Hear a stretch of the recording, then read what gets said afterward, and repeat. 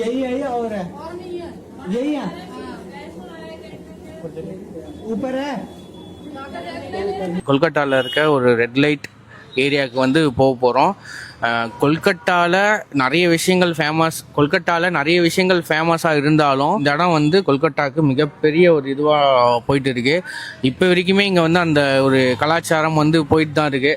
நான் அந்த கலாச்சாரத்தை பற்றி நான் வந்து நல்லதா கெட்டதாலாம் என்னால் பேச தெரியல. பட் வந்து ஏன்னா அதுக்கான பேசுறதுக்கான ஒரு இதுவுமே எனக்கு கிடையாது. ஏன்னா இந்த வீடியோ பார்க்குற நிறைய பேருக்கு வந்து உங்களுக்கு நிறைய கருத்துக்கள் இருக்கும் உங்களுக்கு.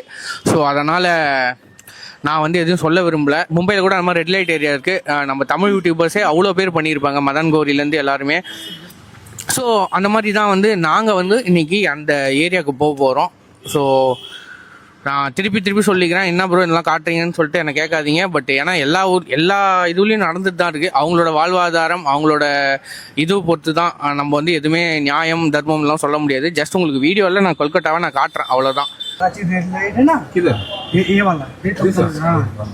அப்படியா? வந்துட்டோம் கைஸ் நம்ம.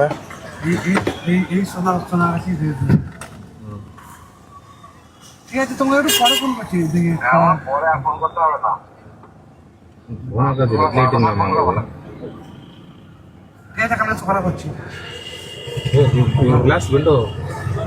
Little bit open your window.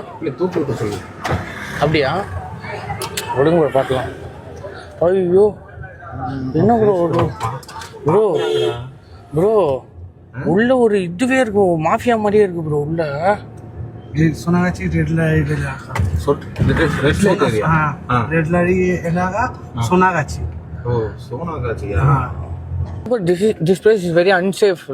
This is like local people அதனால என்ன போய் இது நினச்சேன் ப்ரோ. ஆனால் லைசன்ஸ் இதெல்லாம் எனக்கு இப்போ தான் ஓகே. இப்போ கவர்மெண்ட்டோட இதுவரை தான் இங்கே நடக்குது. பட் அடி வீடியோ எடுத்து தெரிஞ்சால் அடி பொழந்துருவாங்க. கம்மி பண்ணிக்கிறேன், லைட் எல்லாம் கம்மி பண்ணிக்கிறேன்.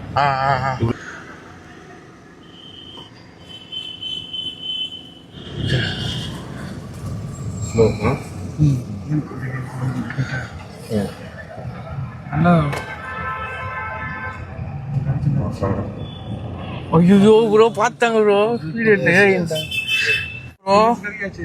போலீஸ் காடி கிதர்?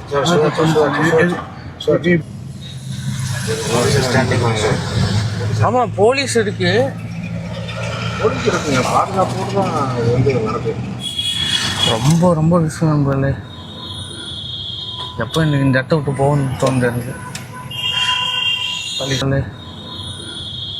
எப்போ எனக்கு இந்த இடத்த விட்டு போகணும்னு தோணுது.